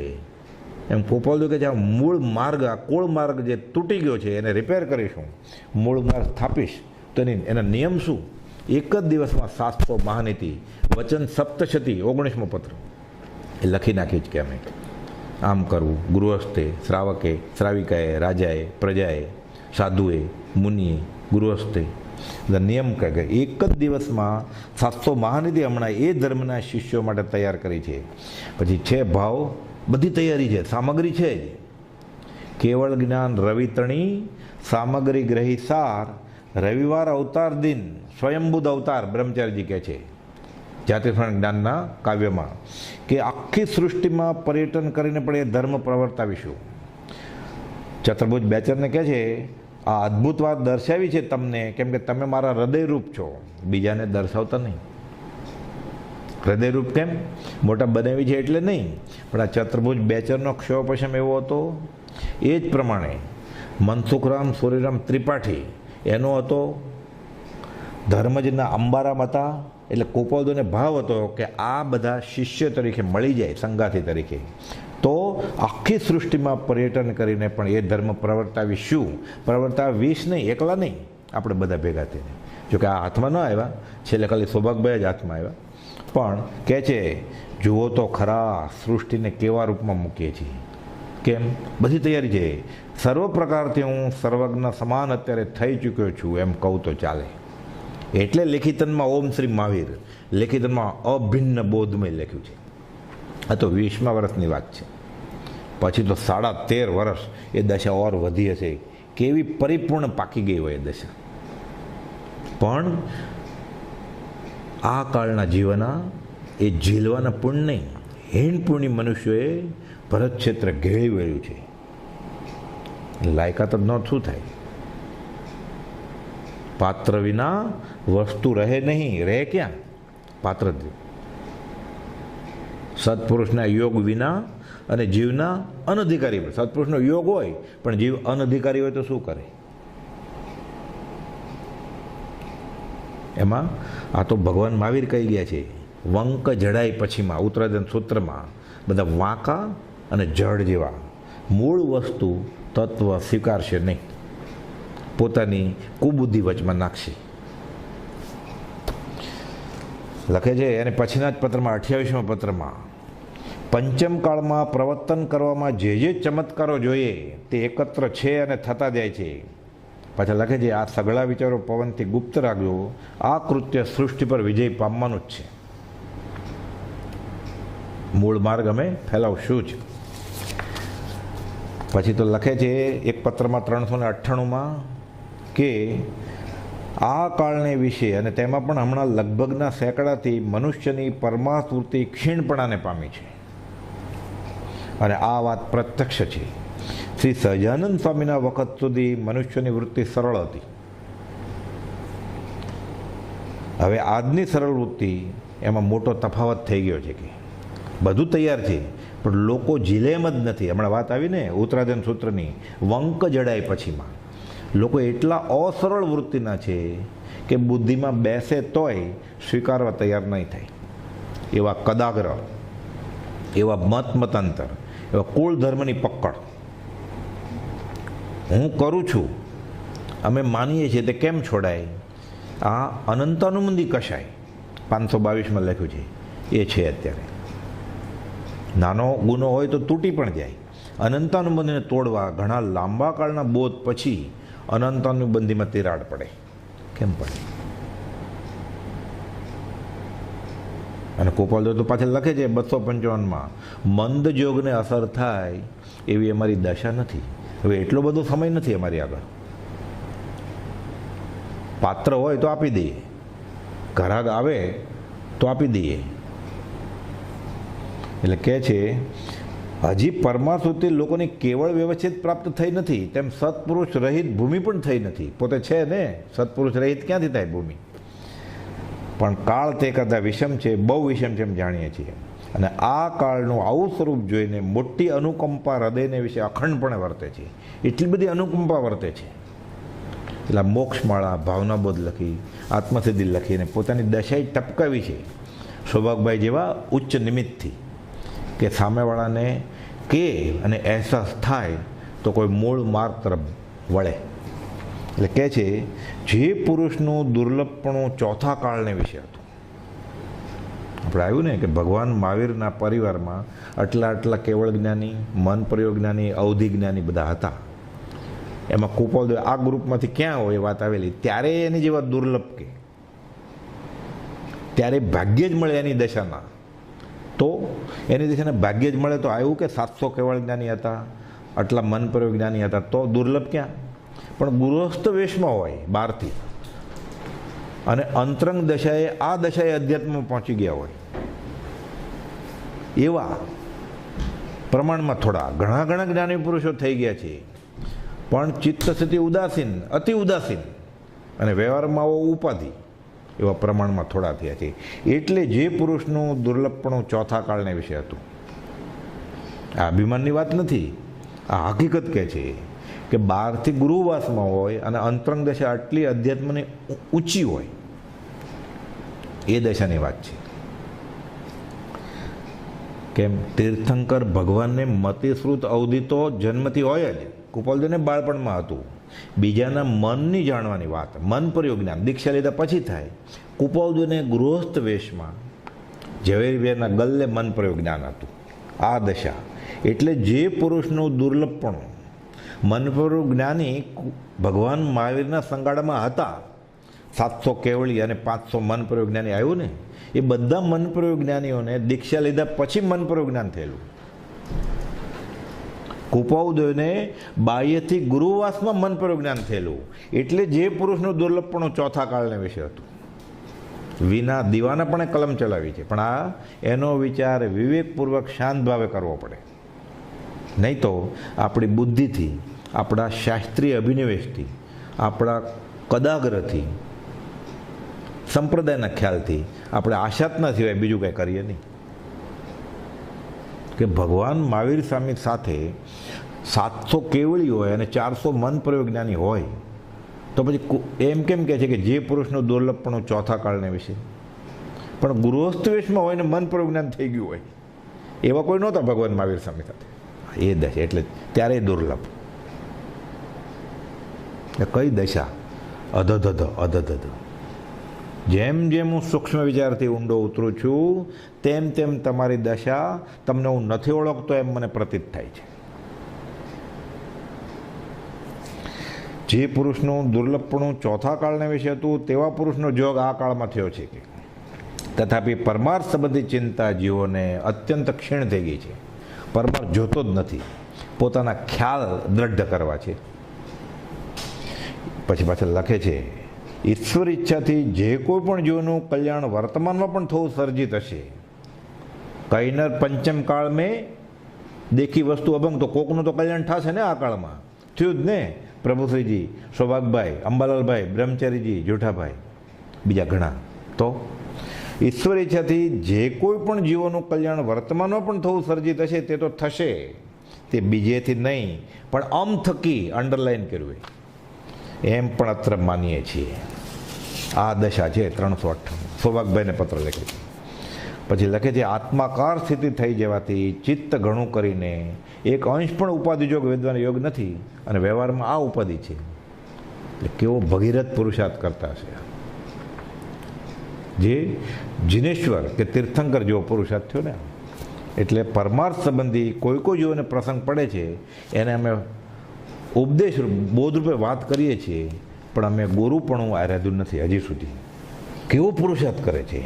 કહે છે, કોઈ પણ વાતના શબ્દોના સંક્ષિપ્તપણાથી એમ ભાસી શકે એવું હોય કે અમને કોઈ પ્રકારની હજુ સંસાર સુખ વૃત્તિ છે, તો તે અર્થ ફરી વિચારજો. નિશ્ચય છે કે ત્રણેય કાળને વિશે અમારા સંબંધમાં તે ભાસવું કે સંસાર કેમ નથી છોડતા, કે હજી સંસારની વૃત્તિ છે, તો તે ભાસવું આરોપિત જણાવાઈ ગયું છે. અથવા અર્થાત સંસાર સુખ વૃત્તિથી નિરંતર અમને ઉદાસપણું જ છે. કોઈ પણ કારણથી, કોઈ પણ જાતના આત્મિક બંધનને લીધે અમે સંસારમાં રહ્યા નથી. 415મો પત્ર આ દશાના ધારક છે. પછી લેખિતમાં પાછું લખે છે, જગતમાં કોઈ પણ પ્રકારથી જેને કોઈ પણ જીવ પ્રત્યે ભેદ દ્રષ્ટિ નથી એવા શ્રી નિષ્કામ આત્મ સ્વરૂપ, નિષ્કામ કોઈ ઈચ્છા જ નથી, આત્મ સ્વરૂપ, નિષ્કામ આત્મ સ્વરૂપ, કેવળ જ્ઞાની જિનેશ્વર ભગવાન કે સિદ્ધ ભગવાન, પછી કોઈ ઈચ્છા હોય નહીં ના નમસ્કાર પ્રાપ્ત થાય. આ લેખિતન છે. આવી રીતે ઠેર ઠેર ગોપાલદેવે પોતાની દશા વર્ણવી છે. સંવંત 1947ને સંકિત શુદ્ધ પ્રકાશ્યું રહે, મહાવત્રીજ ગુરુવાર સંવંત 1947. સુભગભાઈને લખે છે, આજે સાક્ષાત અનુભવ પ્રાપ્તિ છે અને અપૂર્વ આનંદ છે, પરાભક્તિની પરાકાષ્ઠે પહોંચી ગયા છે. આ 201માં પત્રમાં છે. 400માં પત્રમાં લખે છે ગોપાલદેવ કે ચિત્તને વિશે જેવું આ ઉપાધિયોગ આરાધ્ય છે. આ શ્રાવણ વદ સંવંત 48નો પત્ર છે. ઓલો મહા મહિનાનો 47નો હતો. એટલે ચિત્તને વિશે જેવું આ ત્યારથી મુક્તપણું વર્તે છે, છૂટી ગયા છે. તેવું મુક્તપણું અનુપાધિ પ્રસંગમાં પણ વર્તું નહોતું. એટલે જ્યારે હજી ધંધે લાગ્યા નહોતા,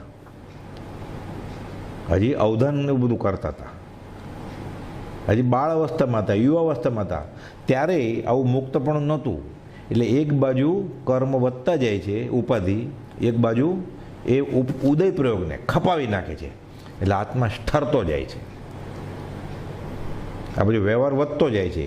જેમ જેમ તે હડસેલીએ તેમ વધે ન ઘટે કરંચ રહે. એટલે કહે છે ચિત્તને વિશે જેવું આ ઉપાધિયોગ આરાધ્ય છે ત્યારથી મુક્તપણું વર્તે છે, તેવું મુક્તપણું અનુપાધિ પ્રસંગમાં પણ વર્તું નહોતું. અને એવી નિશ્ચળ દશા, કેવી નિશ્ચળ દશા? મુક્તપણાની, ચિત્તની. ઠરી ગયું છે. 255માં જ લખ્યું દેહધારી નથી, વાણી તો પરમાર્થ મૌન. આ મને શાંત છે જ નહીં. એટલે હું દેહ નહીં, વાણીના મન નહીં.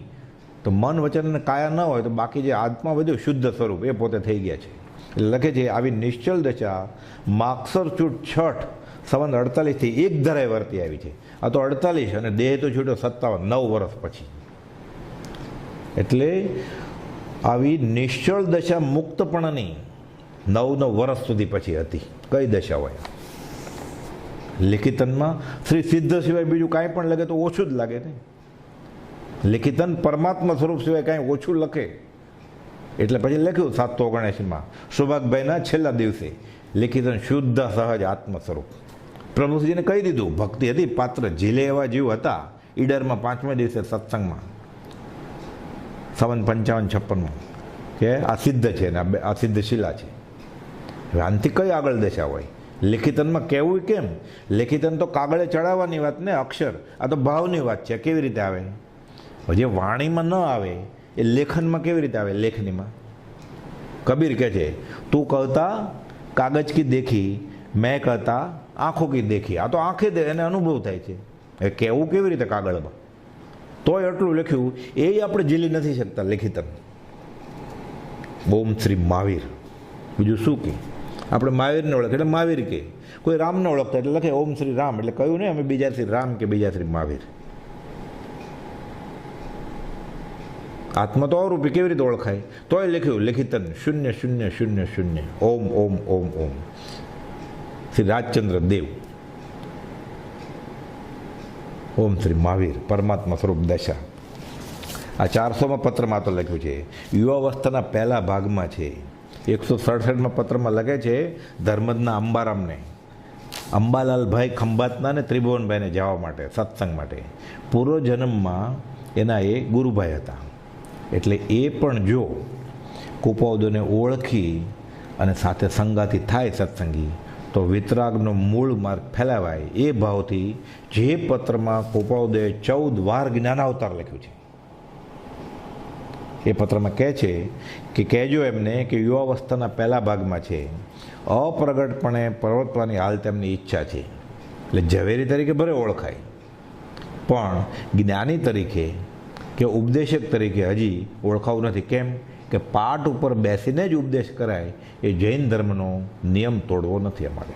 એટલે કહે છે કે અપ્રગટપણે પ્રવર્તવાની હાલ તેમની ઈચ્છા છે અને એમને કહેજો કે નિસંદેહ સ્વરૂપ જ્ઞાનાવતાર છે.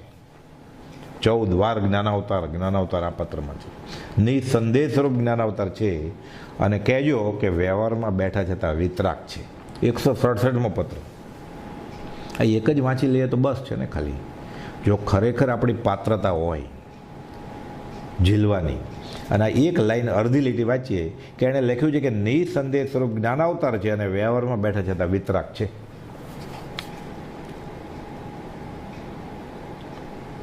પછી હવે શું વાંચવું છે, પ્રતીતિ થઈ ગઈ, પછી તો હવે શ્રદ્ધા થઈ જાય. એટલે હવે આ એના બોધને આધારે આપણે ચારિત્ર મોહને જાણવાની વાત રહી ને, જો શ્રદ્ધા થઈ જાય તો. પણ હજી જીવને શ્રદ્ધા જ નથી આવતી. શ્રદ્ધા પરમ દુલ્લા, પ્રભુજી કહેતા. અને શ્રદ્ધા નહીં થાય તો દંથણમ ભઠ્ઠો દંથણમ ભટ્ટ્યસ્ય નથી નિવાણમ. દર્શનનો ગયેલો ચારિત્રનો લથડેલો ઠેકાણે આવશે, દર્શન શ્રદ્ધાનો લથડેલો ઠેકાણે નહીં આવે. આ તો દર્શન પ્રાભૂત, અષ્ટપ્રાભૂત, કોણ આચાર્ય મહારાજનો શાસ્ત્ર, એનો શ્લોક છે આ, કે દંથણમ ભઠ્ઠો દંથણમ ભટ્ટ્યસ્ય નથી નિવાણમ. સિજંતી ચરણ રહ્યા, ચારિત્ર નહીં હોય તો સિદ્ધ છે, ચારિત્રનો લથડેલો ઠેકાણે આવશે. દર્શન રહેલા ન સિજંતી, દર્શનનો રહિત થયો છે જે શ્રદ્ધા વગરનો, એ બૂઝશે નહીં, સિદ્ધશે નહીં. એટલે લેખિતનની કૃપાળુની દશા આ પર્યુષણમાં આપણે જોઈ. હવે એમાંથી અંશે પણ પ્રતીતિ આવે એટલે અંશે આપણું સંકિત નિર્મળ થાય. અને પછી જે ધર્મની ક્રિયા કરશું એ લેખે લાગશે. એટલે કહે છે વ્યવહારમાં બેઠા જતા વિતરાગ છે. આગળ લખે છે આના કરતાં આગળ અત્રે આત્માકારતા છે 412માં પત્રમાં લખ્યું. પછી લખે છે 2 લાઈનના પત્રમાં, આત્માકારતા એટલે આત્મામાં જ રહી જાય પરિણતિ, બાકી બધી નિષ્ક્રિય પરિણતિ, બહારનું કંઈ છે જ નહીં પરિણતિમાં. ઉપયોગ ઉપર ઉપયોગ છે, ઉપયોગ ઉપર ઉપયોગ રહે ત્યારે સ્થિતિ આત્માકાર થઈ જાય. અને કોપાદે લખ્યું છે ઉપયોગ ઉપર ઉપયોગ જાય રહે સતત એને કેવળ જ્ઞાન થાય. લખે છે મુક્તાત્મા હોવાથી વાસ્તવિક રીતે તેને નામ ઠામ ગામ કાંઈ જ નથી, વ્યવહારે તેમ છે. આ 167માં જ છે. મુક્તાત્મા હોવાથી વાસ્તવિક રીતે નામ ઠામ ગામ કાંઈ જ નથી, પણ વ્યવહારે તેમ છે. આ લખ્યું છે 167માં પત્રમાં. એટલે પછી કહે છે હવે પછી થોડો સમય છે એટલે કૃપાળુદેવે એક પત્ર લખ્યો. સૌભાગભાઈને બહુ ભાવ થાય. સત્પુરુષના આ સનાતન ધર્મ છે કે બધા વહેલા વહેલા મોક્ષે જાય.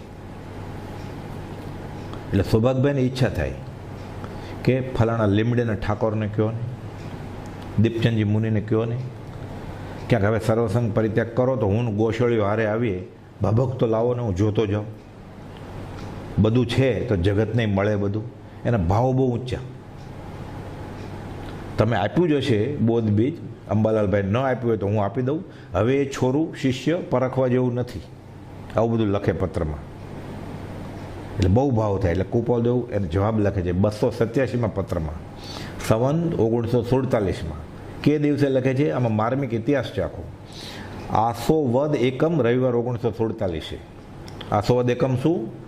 આત્મસિદ્ધિ રત્ના દિવસ છે, પણ એ તો 52માં, આ તો 47ની વાત છે, 5 વર્ષ પહેલાંની. એમાં લખે છે કૃપાળુદેવ, અભિન્ન એવું હરિપદ જ્યાં સુધી અમે અમારામાં નહીં માનીએ, અભિન્ન એવું હરિપદ જ્યાં સુધી અમે અમારામાં નહીં માનીએ ત્યાં સુધી પ્રગટ માર્ગ કહીશું નહીં.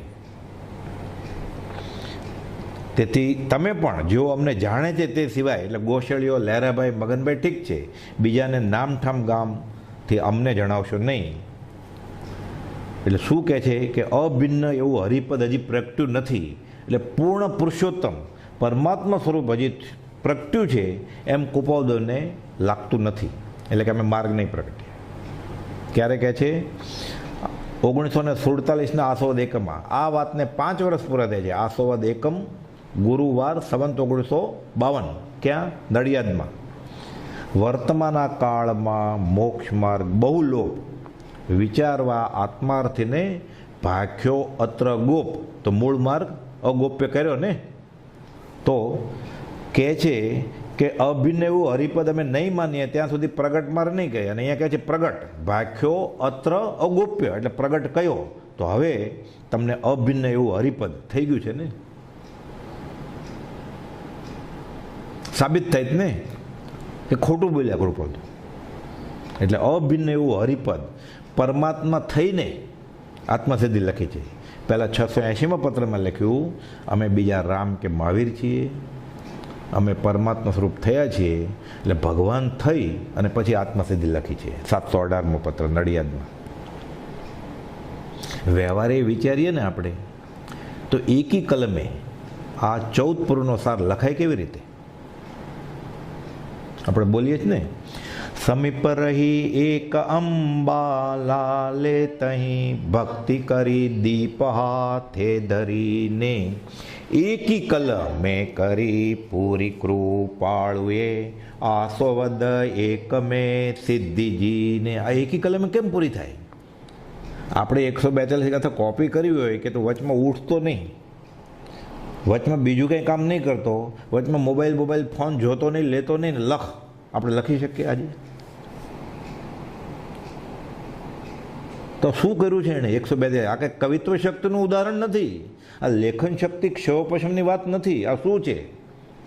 થોડો સમય છે એ વિચારીએ આપણે. આ લેખિતન 12 આગળ દ્રષ્ટિવેદ, દ્રષ્ટિવાદ 12મું વિચ્છેદ ગયેલું આગમ છે એમ કહેવાય છે શાસ્ત્રમાં. બહુ અઘરું હતું એટલે એનો અભ્યાસ ન થયો, વિચ્છેદ ગયું એટલે ફરીવાર પહેલું આચરણ સૂત્ર લખ્યું. આ જે વિચ્છેદ થયું છે ને એમાં શું શું હતું એ થાણાંક સૂત્રમાં, નંદી સૂત્રમાં, સમવાયિક સૂત્રમાં બધું લખેલું છે કે એમાં 5 અધિકાર હતા. એમાં ચોથા અધિકારનું નામ પૂર્વગત હતું. એ ચોથો અધિકાર પૂર્વગત હતું, એમાં 14 પૂર્વ હતા. ટૂંકાણમાં પતાવી દઈએ, બહુ સમય નથી એટલે. આ લેખિતન કોણ? એ 14 પૂર્વમાં 7મું પૂર્વ હતું એ આત્મપ્રવાદ અથવા ગણધરવાદ કહેવાય. આત્મા છે કે નહીં, આત્મા નિત્ય છે, કર્તા ભોગતા છે, મોક્ષ છે, મોક્ષનો ઉપાય છે. ગણધર પ્રશ્ન પૂછે, ભગવાન જવાબ આપે. આ ગણધરવાદ કહેવાય. એમાં એમ છે કે પહેલું પર્વ આપણે ગાય છે ને, સમરો મંત્ર 3 9કાર, એ છે 14 પૂર્વનો સાર. આ 14 પૂર્વનું 7મું આત્મપ્રવાદ. પહેલું પૂર્વ લખવું હોય તો 1 હાથી ડૂબે એટલી શાહી જોઈએ, બીજામાં ડબલ, ત્રીજામાં એમ. આ 7મું પૂર્વ લખવા માટે 64 હાથી ડૂબે એટલી શાહી જોઈએ. 26 કરોડ શ્લોક પ્રમાણ હતું એમ કહેવાય છે. એટલે આત્મા હોવાપણાના, નિત્યત્વના, કર્તા ભોગતાપણાના અને મોક્ષના હોવાપણાના અને ઉપાયના આ પ્રશ્નોનો જવાબ. આત્મસિદ્ધિમાં આ 6 પદ કૃપાદોએ લીધા અને એ 26 કરોડ શ્લોક પ્રમાણ 1.5 કલાકમાં લખી નાખે 142 ગાથામાં. એટલે એક ગાથાનો અર્થ લંબાણમાં કરતા જઈએ પાછા આપણે તો પાછું વધતા એના અર્થ પૂરું સમજાય એવું લખીએ લાંબુ તો 26 કરોડ શ્લોક પ્રમાણ થાય. તો આવું કેમ બને? આ શક્ય કેમ બને? એનો એક ખુલાસો છે. કૃપાદેવે 917માં પત્રમાં લખેલું છે. વાત બની છે વઢવાણ, અમદાવાદમાં ભીમનાથની જગ્યામાં. એક શ્લોક સંભાળતા અમને હજારો શાસ્ત્રોનું ભાન થઈ, તેમાં ઉપયોગ ફરી વળે છે. હજારો શાસ્ત્રોનું ભાન એટલે કેટલા? 1001 કે ના, તો લાખ? ના, લાખ નહીં, વચ્ચે રાખીએ આપણે 50,000. એક શ્લોક સંભાળતા 50,000 શ્લોકોનું ભાન થઈ ઉપયોગ ફરી વળે છે. 50,000 શાસ્ત્રોનું ભાન થઈ ઉપયોગ ફરી વળે છે. તો 50,000 એટલે 1.5 લાખ. હવે એક શ્લોક સંભાળે તો 1.5 લાખ શાસ્ત્રોમાં ઉપયોગ ફરી વળે. તો 142 શ્લોક કરે આત્મસિદ્ધિના. સંભારે ક્યાં? આ તો સંભારે, ઉપયોગ દે, પછી પાછા એ કાવ્યમાં રખે અને પછી આત્મસિદ્ધિની ગાથામાં લખે. તોય આપણે હમણાં એટલું રાખીએ, ખાલી આટલું સમજાય તોય અધધ ઘણું સંકિત થઈ જાય એવું છે.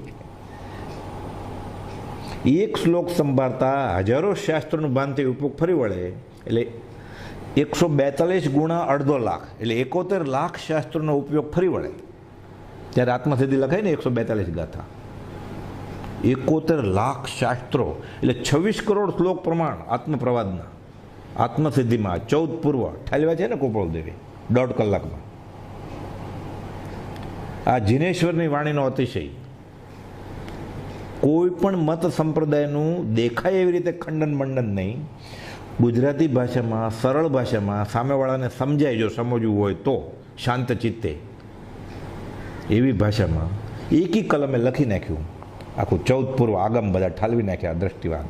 દ્રષ્ટિવાદ વિચ્છેદ ગયો જ નથી, આત્મામાં હતો, બહાર આવ્યો. આસોવદ એકમ 52માં બહાર આવ્યો. આત્મસિદ્ધિ શાસ્ત્ર. અને વિતરાગતા કેવી? 142 ગાથાની છેલ્લી, પોતાનું નામ નહીં પાછું. પહેલી ગાથા, છેલ્લી ગાથામાં નમસ્કાર ગુરુજીને કરી અને સદગુરુ ચરણાર્પણ વસ્તુ. સદગુરુ કોણ એમના? ભગવાન મહાવીરને ચરણ હેઠળ. આગમને આપ્યું, ભગવાનને આપ્યું, પાછું ચરણે ધર્યું. હા, હવે આ દશાના ધારક લિખિતનમાં એમ લખે, જેને 26 કરોડ શ્લોક પ્રમાણે આત્મસાત હોય 1 કલાકમાં.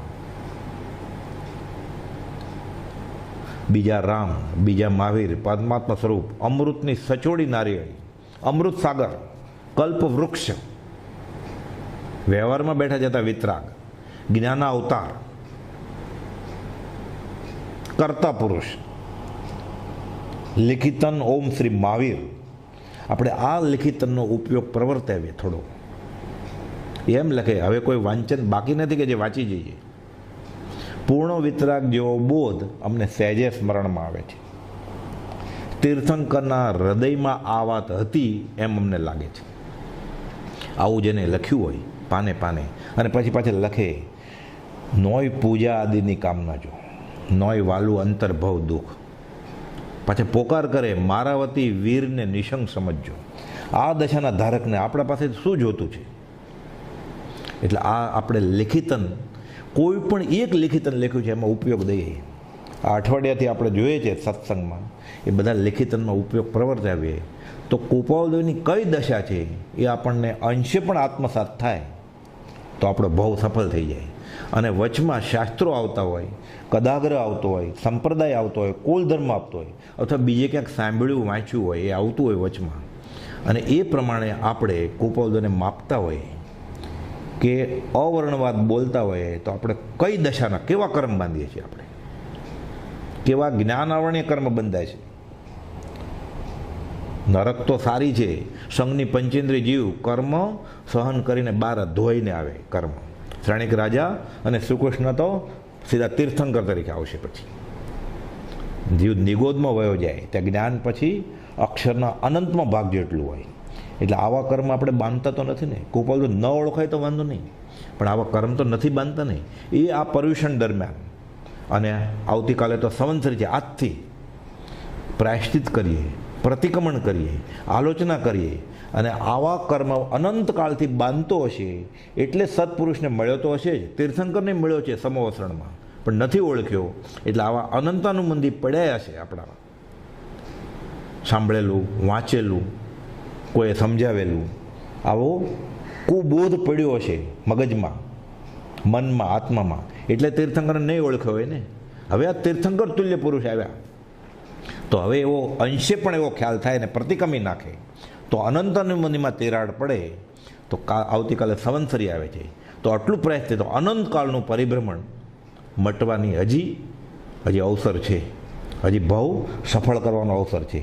આ પ્રતિક્રમણ થાય, આ આલોચના થાય કે અનંતકાળથી હું જ્ઞાનીને ઓળખ્યો જ નથી, જ્ઞાનીને માન્યા જ નથી, તોય વાંધો નહીં, જ્ઞાનીની આશાત્મા કરતો જ આવ્યો છું, સત્પુરુષની આશાત્મા કરતો જ આવ્યો છે.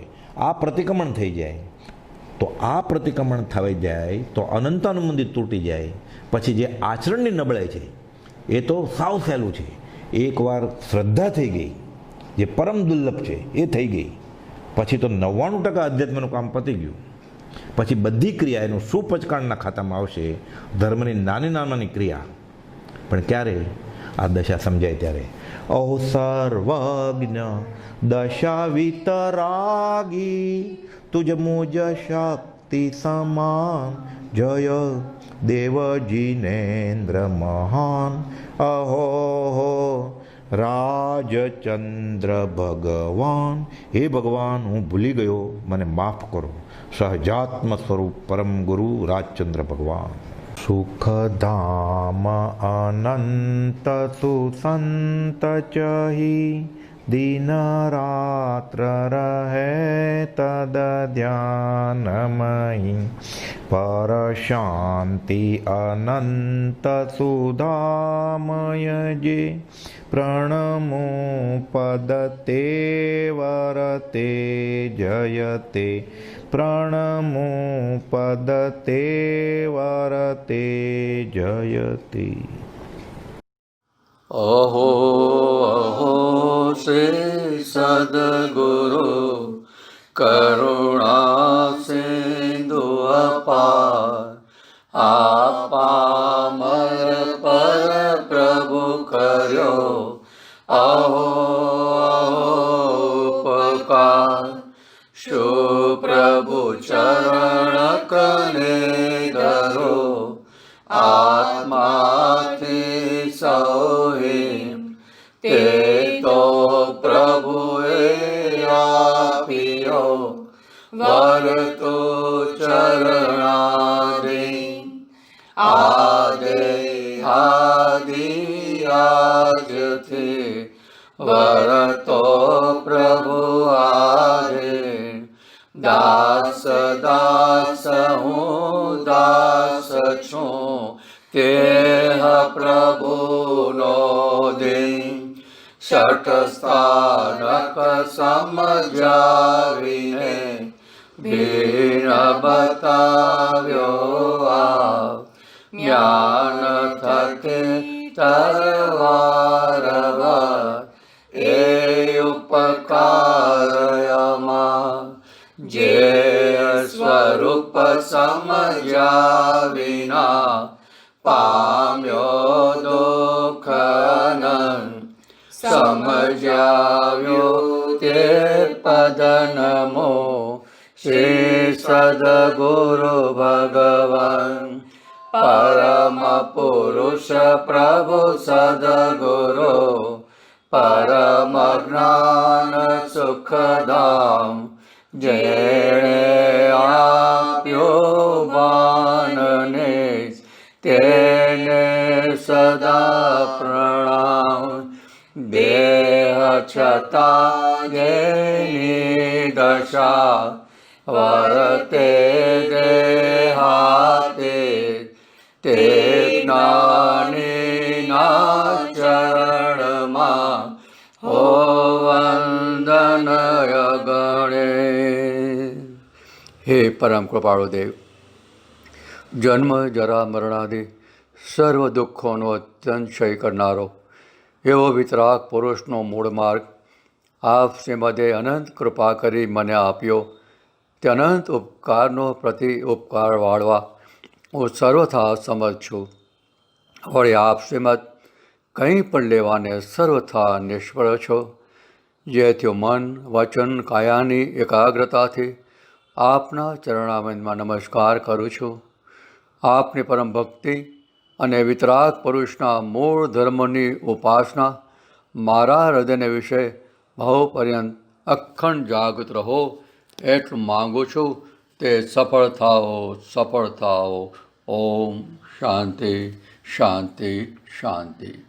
બોલો શ્રી મહાવીર સ્વામી ભગવાન કી જય. ત્રિલોકના નાથ કી જય. પરમ કૃપાળુ દેવ કી જય. લઘુરાજ સ્વામી મહારાજ